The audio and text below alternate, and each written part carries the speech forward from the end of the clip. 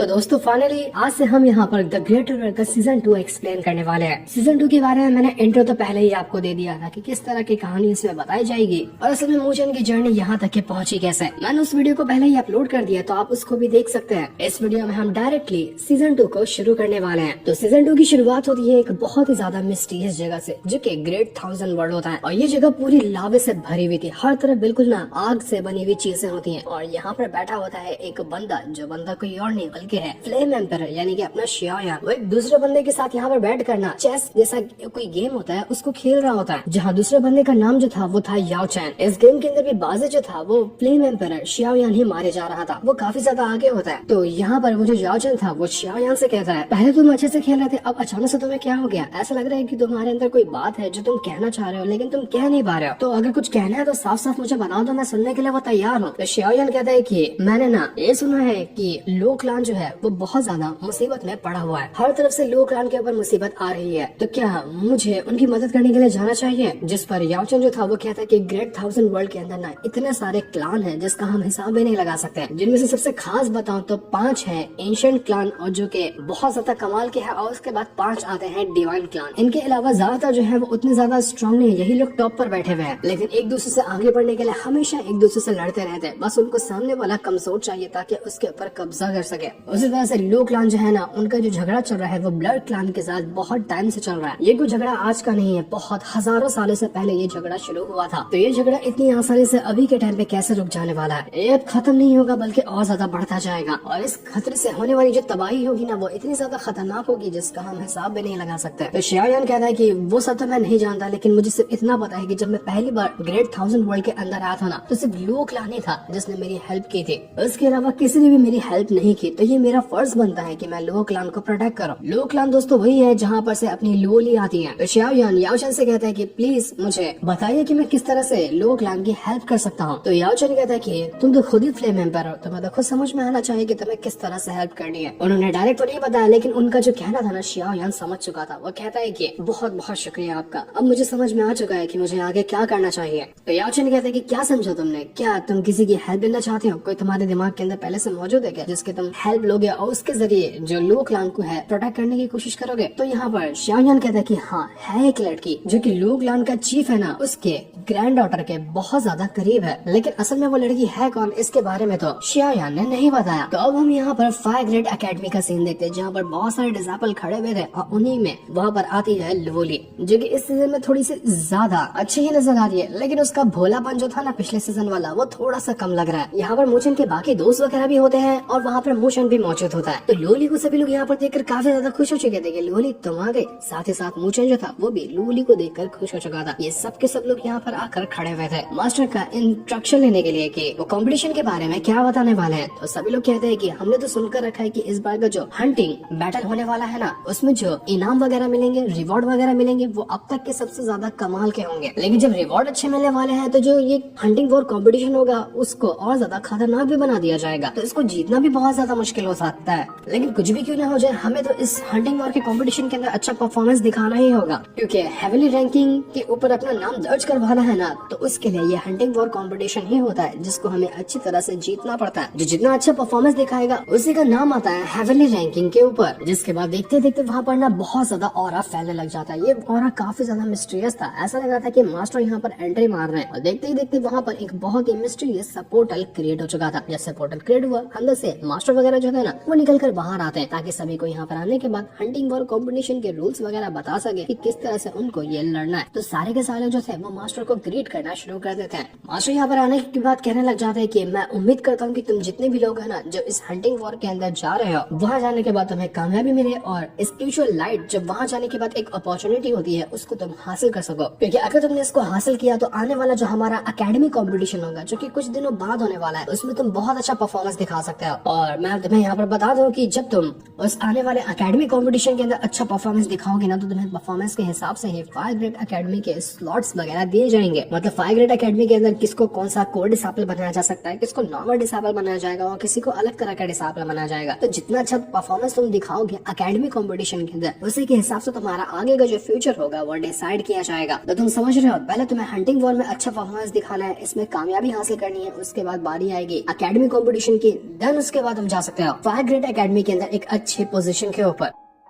उम्मीद है कि जो मैंने यहाँ पर तुम्हें समझाया उसको तुम समझ चुके हो। पूरी जी जान लगाकर तुम जितना भी कंपटीशन होगा उसमें अच्छा परफॉर्मेंस दिखाओगे। वैसे हमारी जो एकेडमी है इसका जो परफॉर्मेंस था ना इससे पहले वाले साल का वो बहुत ज्यादा बुरा था। हम बहुत ज्यादा नीचे थे और हमारी बाकी की एकेडमीज जो थी उन्होंने अच्छा परफॉर्मेंस दिखाया था। तो मैं इस साल ये चीज नहीं चाहता। मैं नहीं चाहता कि इस साल भी हमें वही शर्मिंदगी महसूस करनी पड़े जो कि इससे पहले करनी पड़ेगी। मैं चाहता हूँ कि तुम लोग यहाँ पर इस बार का जीतो हंटिंग वॉर का कॉम्पिटिशन और हमारी जो एकेडमी है उसका नाम रोशन करो, जो कि इससे पहले कभी नहीं हो पाया है। तो मुझे इनकी दोस्त आमरन जो है ना वो कहती है कि इस बार तो हमारे साथ चैन भी है जो कि बहुत अच्छा कल्टीवेटर है हमारी एकेडमी का। और उसी के साथ साथ हमारे पास और भी कई सारे ऐसे जीनियस वगैरह हैं जो कि हेवनली रैंकिंग के लिस्ट में आते हैं। तो जब वो लोग हमारे साथ है ना तो हम लोग इस बार के हंटिंग वॉर के कॉम्पिटिशन के अंदर अच्छा परफॉर्मेंस दिखाएंगे। उम्मीद है कि जो इससे पहले कभी नहीं हुआ ना वो इस बार जरूर होगा। तो दूसरी एकेडमी के जो डिसेबल थे वो लोग एंड्रन से कहने लग जाते हैं कि तुमको क्या लगता है कि हमारी एकेडमी में लूजर भरे हुए क्या, हमारे पास कोई जीनियस नहीं हो सकते। वो तो आगे ही पता चलेगा तुम्हें कि किसके एकेडमी में ज्यादा कमाल के जीनियस हैं जो इस हंटिंग वॉर के कंपटीशन को जीतते हैं। तो मास्टर जो थे वो कहने लग जाते हैं कि तुम्हें पता होगा कि वो जो ड्रैगन सन है ना वो बहुत ज्यादा घटिया इंसान है। वो आज भी हो सकता है कि वहीं पर घूम रहा होगा। उसने न जाने अब तक के कितने ही सारे हमारे डिसेबल को जान से मार डाला। जो भी एकेडमी के बाहर कंपटीशन वगैरह में पार्टिसिपेट करने वाले जाते हैं तो इस बार भी तुम्हारा सबसे बड़ा जो खतरा होगा ना वो ड्रैगन सन ही होगा। अगर ड्रैगन सन ने कभी भी हमारे किसी भी डिसेबल को नहीं मारा होता तो ये हंटिंग वॉर का कंपटीशन छोड़ो, एकेडमी का जो कंपटीशन आता है ना उसको भी हमने कब का जीत लिया होता। हम कोई भी कंपटीशन कभी हारते ही नहीं। अब तक हमें जितना भी नुकसान उठाना पड़ा है ना उसका सिर्फ एक ही इंसान जिम्मेदार है जो कि है ड्रैगन सन। हमारी नॉर्थन स्पिरिचुअल एकेडमी जो है ना वो हजारों साल से यहाँ पर मौजूद है। हमने बहुत सारे उतार चढ़ाव देखे हैं लेकिन कितनी भी परेशानियां क्यों नहीं आ गई लेकिन हमने कभी भी अपने कदम पीछे नहीं किए। हम बस आगे बढ़ते रहे और उम्मीद है कि आगे भी इस तरह से बढ़ते जाएंगे। यही चीज तो है जो हमारे एकेडमी को एक बहुत अच्छी शान देता है। तो बाकी डिसेबल भी सुनकर बहुत ज्यादा खुश हो जाते हैं मास्टर के मुंह से अपनी तारीफ वगैरह। तो वो सभी मास्टर को ग्रेड करते हुए कहते हैं कि हम हमारी एकेडमी को ना और ज्यादा बेहतर बनाने की कोशिश करेंगे। आपको फिक्र करने की जरूरत नहीं, सब कुछ बिल्कुल बढ़िया होगा। तो मास्टर यहाँ पर कहते हैं कि मैं तुम्हें एक और बात बताना चाहता हूँ कि तुमने ड्रैगन फिश ऑफ बेमिंग के बारे में तो सुना ही होगा। और दोस्तों ड्रैगन फिश ऑफ बेमिंग वही था जिसका ब्लड एसेंस ना जियो मूचन को लाने के लिए कही थी बहुत टाइम से। तो मास्टर कहते हैं कि ड्रैगन फिश ऑफ बेमिंग जो है ना वो यहाँ पर खुद स्पिरिचुअल लाइट जो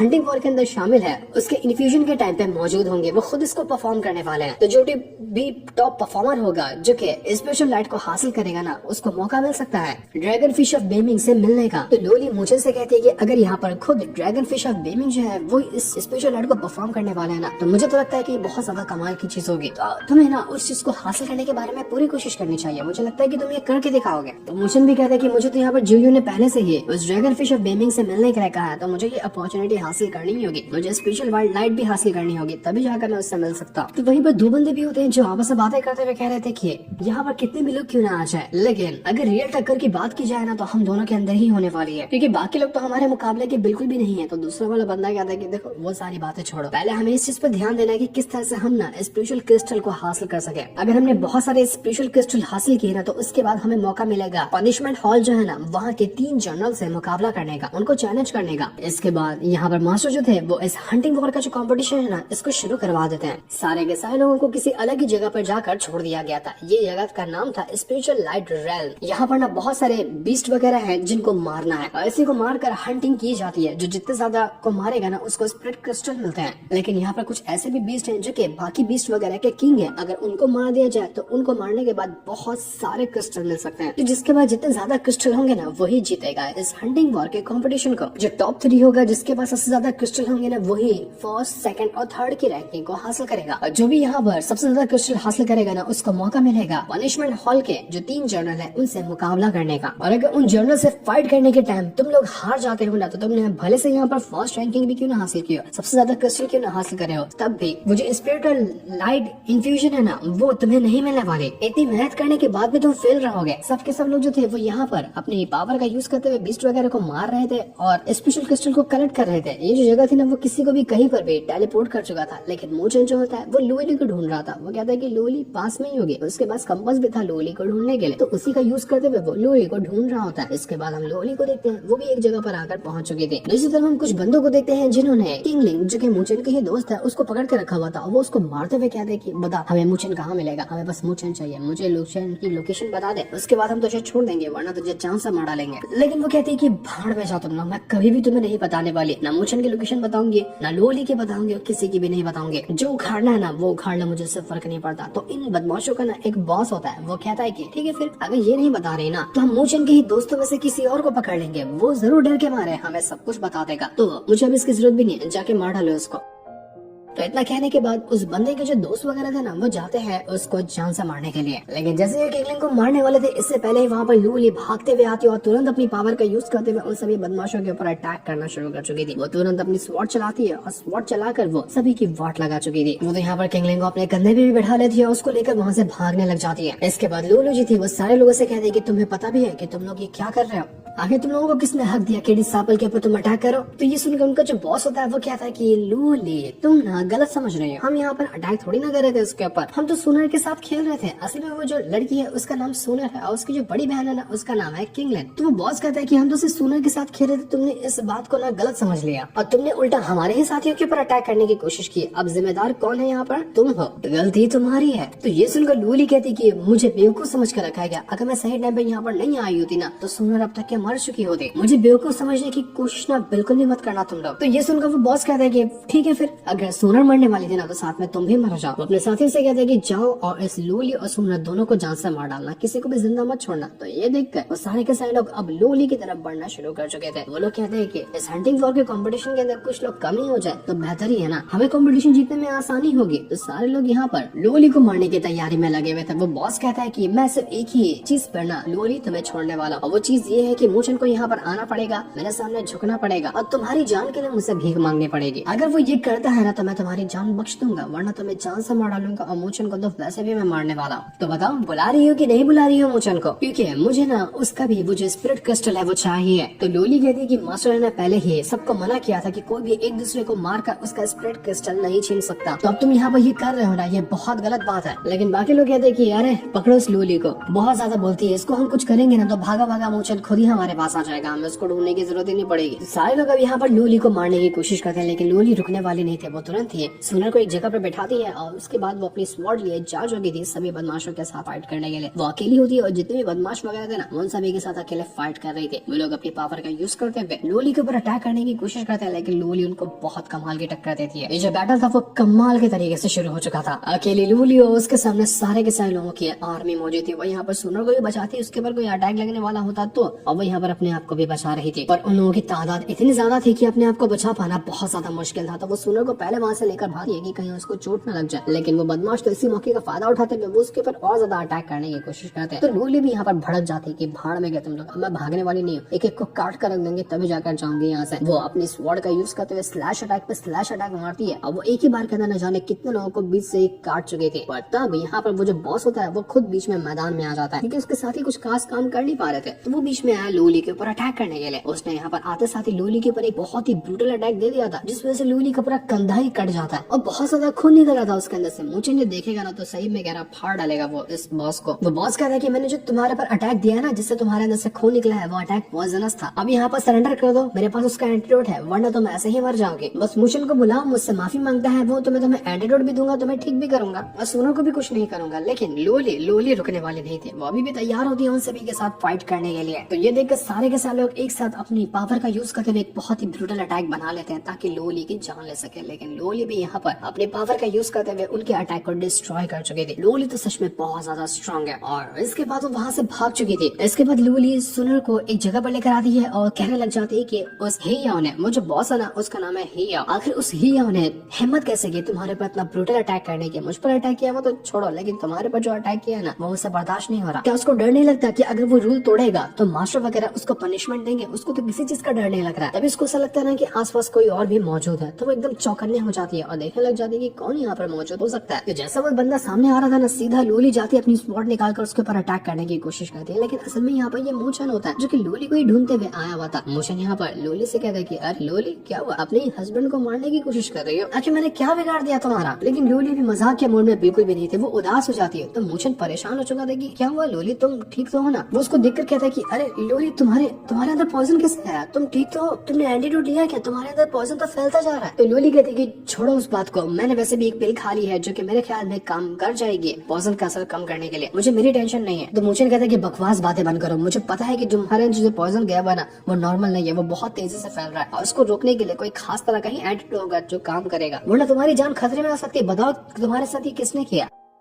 तो सोनल जो थी वो हल्का हल्का चिल्लाते हुए कहती कि ये काम ना ही होगा, उसने मुझे भी मारा है और उसने लोली को भी मारा है। तो मुझे इसके बाद कुछ सुनता ही नहीं, वो सीधा वहाँ से जाने लग जाता है ही आओ को सीधा दफन करने के लिए। लोली इसको रोकते हुए कहती है मुझे ये क्या कर रहे हैं, रुक जाओ, अभी ना गुस्से में आकर कुछ कदम उठाने की जरूरत नहीं है, एक बार ये कॉम्पिटिशन खत्म हो जाने दो, उसके बाद ना मैं उस ही आओ से बदला ले लूंगी, मुझे पता है कि इससे कैसे बदला लेना है। लेकिन तुम कोई रूल तोड़कर अपने आप को इस कॉम्पिटिशन से डिस्क्वालीफाई मत करो, हमें सिर्फ यहाँ पर ना स्पिरिट क्रिस्टल हासिल करने के ऊपर ध्यान देना चाहिए, बस वो करो, बदला तो हम बाद में भी ले सकते हैं। मैं चाहती हूँ कि तुम किसी भी तरह से ना वो जो स्पिरिचुअल लाइट है ना उसको हासिल करो, मैं तुम्हें वो हासिल करते हुए देखना चाहती हूँ। लेकिन मुझे जो होता ना सीधा का सीधा वो जो जहाँ पर लोरी को चोट लगी थी और पॉइजन लगा हुआ था वहाँ पर किस करते हुए सब कुछ अपने अंदर ना चूसना शुरू कर देता है, ताकि जो पॉइजन है ना उसको चूस कर वो खुद के अंदर ले ले और लोरी को बचा ले। क्या कमाल का सीन था ये। मुझे कहता है कि तुमने जो कहा ना मैं वो जरूर करूंगा। मैं चाहता हूँ कि यहाँ पर हमारे बहुत सारे दुश्मन है लेकिन मुझे उनसे फर्क नहीं पड़ता, लेकिन तुमने कह दिया ना कि मुझे स्पिरिचुअल लाइट हासिल करनी है, वो मैं करूंगा, साथ दोगी ना मेरा, जैसा कि स्पिरिचुअल लाइट के अंदर तुमने मेरा साथ दिया था। तो लोली कहती है कि बस अपना ख्याल रखना, मुझे इससे ज्यादा कुछ नहीं चाहिए, बस मैं चाहती हूँ कि तुम अपने आप को सेफ रखो। जिस पर मूचन कहता है कि ठीक है तुम ना सोनल का ख्याल रखो, उसको देखभाल करो, मैं स्पिरिचुअल जो क्रिस्टल है ना उसको कलेक्ट करके आता हूँ, किसी चीज की फिक्र मत करना, मैं हूं ना यहाँ पर, मैं सब कुछ हैंडल कर लूंगा। मूचन ने तो कहा था कि वो यहाँ पर हीलाओ के ऊपर अटैक करने नहीं जाएगा, लेकिन वो सीधा भाग कर जाता है सबसे पहले हीलाओ को मारने के लिए। वो तुरंत वहाँ पर आता है और अपने पावर का यूज करते हुए उस हीलाओ के ऊपर अटैक करना शुरू कर चुका था। अब वो उसको मारते हुए कहता है कि इज्जत से कह रहा हूँ मुझे वो एंटीडोट दे दे, अगर तूने नहीं दिया ना तो सच बताना ऐसी बुरी मौत मारूंगा कि तूने सोचा भी नहीं होगा। तो बाकी लोग कहते हैं कि देखो देखो मूचन आ गया, इसी का तो हम इंतजार कर रहे थे, फाइनली बकरा हमारे जाल में फंस गया, अब हम इसको जाने नहीं देने वाले, जाओ और काट डालो इस मूचन को, ये जिंदा बचना नहीं चाहिए और सारा इसका जो स्पिरिचुअल क्रिस्टल है ना उसको छीन लेना। तो अब सारे के सारे लोग मूचन के ऊपर अटैक करने के लिए पहुंच चुके थे, लेकिन मूचन भी अपने भाले का यूज करते हुए सभी के ऊपर एक से बढ़कर एक अटैक करता है। वो लोग जो थे अपनी पावर का यूज करते हुए जितना भी उनके पास अटैक था ना वो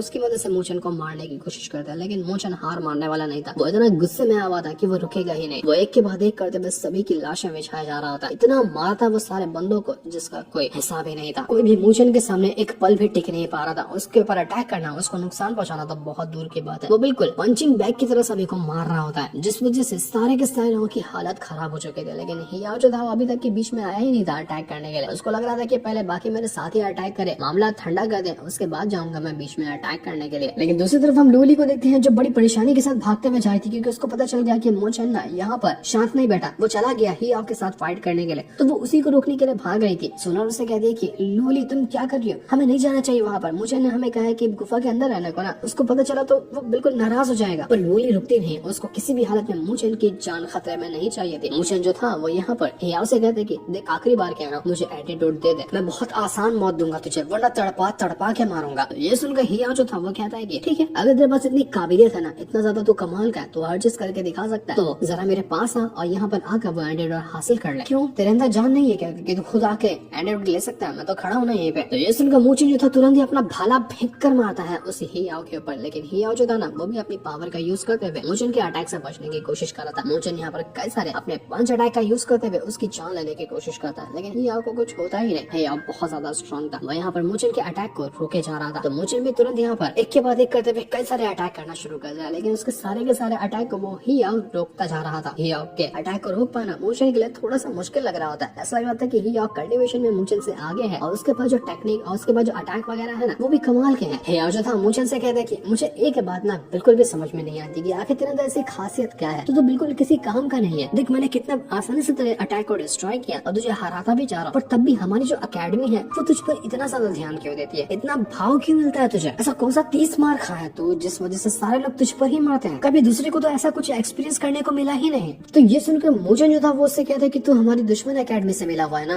तभी तू यहाँ पर इस तरह की बातें कर रहा है। तुझे डर नहीं लगता कि अगर मास्टर वगैरह को उसके बारे में पता चला तो वो तुरंत ही तुझे तेरी एकेडमी से बाहर निकाल कर फेंक देंगे। आखिर इतनी ज्यादा डेयरिंग, आखिर इतनी ज्यादा हिम्मत तुझे आ रही है उन्हें दुश्मन एकेडमी से मिलने के बाद ना, वरना तू तो पहले इतना ज्यादा डेयरिंग वाला बंदा नहीं था। तो हियाओ कहता है कि बिल्कुल सही कहा तूने, जैसा तूने कहा ना तेरी बात 100% सच है, लेकिन तू कुछ कर थोड़ी ना पाएगा। मैं यहाँ पर तेरी अभी जान लेने वाला हूँ। वो तुरंत यहाँ पर मूचन के ऊपर अटैक करना शुरू कर चुका था। वो यहाँ पर कहता है कि ये जो नॉर्थर्न हेवन एकेडमी है ना हमारी, वो सबसे ज्यादा कमजोर, सबसे ज्यादा घटिया एकेडमी है। मैं तो खुद पछता रहा हूँ कि यहाँ पर कैसे आ गया मैं। तो इसलिए मैं चाहता हूँ कि यहाँ से ना मैं निकलूं और बाकी की एकेडमी में अपना एडमिशन करवा। लेकिन जब मैं यहाँ से निकलूंगा ना तो उसको पूरी तरह से बर्बाद करके जाऊंगा। यहाँ के कल्टीवेशन रिसोर्सेज भी इतने ज्यादा घटिया है कि यार इतना महीना लग जाता है छोटे छोटे लेवल को ब्रेक थ्रू करने में। मुझे लगता है कि ऐसे एकेडमी में यहाँ पर रहूंगा। इससे घटिया एकेडमी मैंने कभी नहीं देखा। मुझे जल्दी से जल्दी यहाँ पर कॉम्पिटिशन वगैरह जीतने हैं और इससे बाहर निकलना है। जब मुझे यहाँ से बाहर जाना ही है तो मुझे आखिर डर किस बात का हो यहाँ से बाहर निकलने का।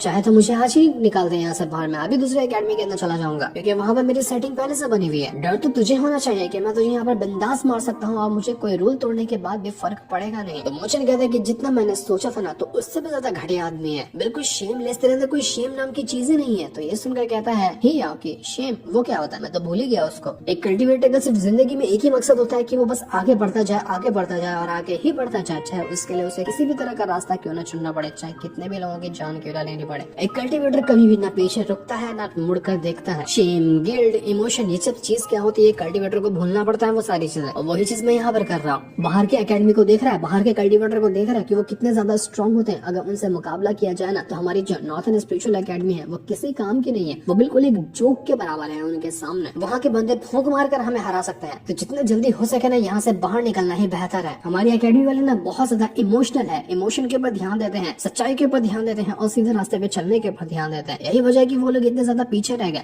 अगर बाकी एकेडमी की तरह गद्दारी पे, धोखेबाजी पे उतर कर आते ना तो यह एकेडमी भी कहां से कहां पहुंच गई होती। दोनों का जो बैटल था वो बहुत ज्यादा कमाल के तरीके से चल रहा था, जहां पर हियाओ तो काफी अच्छे टक्कर देता है मोचन को और मोचन भी उसको बहुत अच्छी तरह से मुकाबला करते जा रहा था। मोचन भी अपनी सारी पावर का यूज करता है, लेकिन हियाओ के ऊपर अटैक करना उसके लिए थोड़ा सा मुश्किल था क्योंकि हियाओ के पास एक से बढ़कर एक टेक्निक होती है। हियाओ यहाँ पर मोचन से कहते हैं कि तुझे पता है जब तू स्पिरिचुअल लैंड के अंदर गया था ना, वहाँ पर तेरे जितने भी दुश्मन बने थे उन्होंने खुद मुझे यहाँ पर कहा है कि मैं तुझे हेलो कहूँ, क्योंकि आज तक वो तुझे कभी भुला ही नहीं पाए। जिस दिन तू कदम रखेगा ना स्पिरिचुअल लैंड के अंदर उसी दिन तेरी फील्डिंग सेट होगी। इसलिए तू जहाँ जाएगा वहाँ तेरी मौत ना पीछे चलते हुए आते रहेगी। जिस वॉन को तो भूल ही नहीं गया ना, वो तो याद ही होगा तुझे, उसने भी हेलो कहने के लिए तुझे कहा है। तो इसके बाद हियाओ जो था एक बहुत ही ब्रूटल अटैक देकर मार देता है मोचन के ऊपर, जिस वजह से मोचन जो था ना वो उड़कर दूर फेंका चुका था। उसकी हालत पूरी तरह से खराब हो जाती है। लोरी ने मना किया था उसको यहाँ पर अभी कोई गलत कदम नहीं उठाने के लिए, लेकिन उसने उठाया और अब यहाँ पर वो काफी ज्यादा इंजर्ड हो चुका था। पर मोचन हार मानने वाला नहीं था। वो जैसे यहाँ पर एकदम ज्यादा कमजोर पड़ा होता है कि तभी उसके अंदर से लाइटनिंग की पावर बाहर निकल कर आने लग जाती है। वो कहने लग जाता है कि हिया तूने मुझे इंजर्ड किया, तुझे सुनर ने मेरे बारे में कुछ नहीं बताया था, तूने उसको जान से मारने की कोशिश की, तूने लोली के अंदर पॉइजन डाल दिया और तुझे क्या लगता है कि मैं यहाँ पर इतनी आसानी से हार जाऊंगा, वो भी तुझ जैसे बंदे के सामने। तो दुश्मनों के साथ भी मिल चुका है, तुझे क्या लगता है कि मैं इतना कमजोर हूँ कि मुझे तेरे सामने सरेंडर करना पड़ेगा? अभी भी नहीं। तुरंत जैसे मुझे यहाँ पर अपनी पावर को एक्टिवेट करता है उसके अंदर से इतनी ज्यादा लाइटनिंग की पावर बाहर निकलती है कि वो अपनी थंडर बॉडी को एक्टिवेट कर चुका था, जो की बहुत ही कमाल की पावर लग रही होती है। अभी देखिए उतना ज्यादा कुछ डिटेल नहीं बताया गया कि आखिर मोचन के पास थंडर की पावर आई कैसे, पर जो भी था बहुत ही कमाल का था ये। हियाओ भी देखकर हैरान हो जाते कि तू तेरे पास थंडर बॉडी कैसे है, तूने थंडर बॉडी आखिर लिया तो लिया कहाँ से? मुझे चेंशन है ना, वो भी यहाँ पर थंडर टेक्निक को मास्टर करने में बिल्कुल नाकाम रहा था, लेकिन तूने तो थंडर बॉडी को कल्टीवेट कर लिया। कैसे कैसे तू ये कारनामा करके दिखाया? ये चीज पॉसिबल ही नहीं है, इम्पॉसिबल है ये चीज। मोचन कहता है कि तू जिससे गद्दारों की औकात ही नहीं कि तू मेरे बारे में कुछ जान सके। सूरज जो थी वो तो बहुत ज्यादा खुश हो चुकी थी क्योंकि मोचन के पास एक डिवाइन आर्ट था, उसकी मदद से उसने ये पे थंडर बॉडी टेक्निक जो है ना उसको सीखा है। मोचन यहाँ पर हियाओ से कहता है कि तुझे मैं कुछ बताऊंगा नहीं, लेकिन तुझे तेरी मौत से जरूर मिलवाऊंगा। आज जो तेरे सामने मैं खड़ा हूँ ना, मैं मोचन नहीं बल्कि तेरी मौत हूँ जो तेरे सामने आकर खड़ा है। अब तो बच कर दिखा। तो इसके बाद तो दोनों वापस से एक दूसरे के ऊपर अटैक करने लगे थे, लेकिन इस बार वो जो हियाओ था ना वो काफी कमजोर नजर आ रहा था। थंडर बॉडी के सामने वो टिक ही नहीं पा रहा होता, अटैक पे अटैक करता लेकिन मोचन के ऊपर उसका कोई असर ही नहीं होता। हियाओ कहता है कि तुझे क्या लगता है कि तेरी थंडर बॉडी जो है ना वो मुझे रोक लेगी? कभी भी नहीं, तू मुझे कभी नहीं रोक सकता। तेरी थंडर बॉडी भी किसी काम की नहीं है मेरे सामने। हिम्मत है तो मुझे रोक कर दिखा, मैं तेरी जान ले लूंगा। लेकिन मुझे को कुछ करने की जरूरत ही नहीं पड़ती। वो बिंदास वहाँ पर खड़ा हुआ था और हिया उसके ऊपर कितना अंधाधुंध अटैक करता, लेकिन मुचन के ऊपर उसका असर ही नहीं होता। तो जब हिया मार मार कर थक जाता है ना, तो मुचन एक ही घसीट के उसको पंच के मारता है कि जबड़ा टूट जाता है एक ही बार में हिया का। अब तो यहाँ पर मुचन रोकने वाला नहीं था। वो अंधाधुंध मार मार कर उस हिया की हालत खराब कर चुका था। उसको सांस लेने का मौका ही नहीं देता और हर एक सेकंड में इतने अटैक मारता है कि हिया की हालत खराब हो चुकी थी। वो अधमरा होने लग गया था। उसको समझ में आ चुका था कि भाई साहब गलती हो गई मुचन से पंगा लेकर। मुझे लगा कि मुचन के पास थंडर बॉडी नहीं होगी, लेकिन अब ये नहीं रुकने वाला है। मुचन उसको मार मार कर उसकी हालत एकदम खराब कर चुका था। अब तो हियाओ के बचने के चांसेस बिल्कुल ना के बराबर थे। वो एकदम अधमरा हो चुका होता है। हियाओ से कहते हैं कि तुझे क्या लगता है कि तू जीत गया बस इस थंडर बॉडी का यूज करते हुए? मैं अभी तक के हारा नहीं हूँ, मैं ना अभी तक के रुका हूँ। वो तुरंत यहाँ पर अपनी किसी बहुत ही खतरनाक टेक्निक को यूज कर लेता है जिसका नाम था ग्रेन गॉड। ये अजीब सी टेक्निक थी जो कि पॉइजनस से भरी हुई थी और ये करने के बाद ही उसने एक बहुत ही कमाल के बर्ड की स्पिरिट को समन कर लिया था जो कि फिनिक्स बर्ड जैसी लग रही होगी और उसकी मदद से वो यहाँ पर मुचन की जान लेने के लिए तैयार था। तो ये जो स्पिरिट होती है ना, दुनिया के जितने भी कमाल के बीस्ट वगैरह आते हैं उनकी रैंकिंग में 26 नंबर पे आता है। इसकी रैंकिंग है 26। तो उसी फिनिक्स ने यहाँ पर सीधा मुचन के ऊपर अटैक करने की कोशिश की थी, लेकिन मुचन भी तुरंत यहाँ पर अपनी फिनिक्स बर्ड यानी कि जुयू जो होती है ना उसको बाहर निकाल चुका था और जुयू सीधा आने के बाद उसकी रैंकिंग तो उससे कहीं गुना ज्यादा अच्छी है। तो एक ही बार के अंदर वो जो हियाओ की जो फिनिक्स बर्ड होती ना उसको वो डिस्ट्रॉय करके रख चुकी थी। एक पल के अंदर वो वहाँ पर खत्म ही हो गई। उसके खत्म होते साथ ही हियाओ जो था ना उसकी भी हालत खराब हो जाती है। वो भी बिल्कुल अधमरा हो जाता है। अटैक इतना डेंजरस कि पूरा इलाका ही फट चुका था, पूरा इलाका ही तहस नहस हो जाता है इस अटैक की वजह से। मुचन बिंदास वहाँ पर खड़ा था उसे हियाओ के सीने के ऊपर पैर रखते हुए और उसके बाद वो एक ही अटैक करते हुए उसकी लग रहा था कि उसने जान ले ली है, लेकिन हियाओ मर गया। वो तो अभी हमें नहीं दिखाया जाता, लगता है कि मर ही गया होगा। जिस सीन को दिखाते साथ ही ये वाला एपिसोड यहीं पर एंड हो जाता है। Thanks for watching.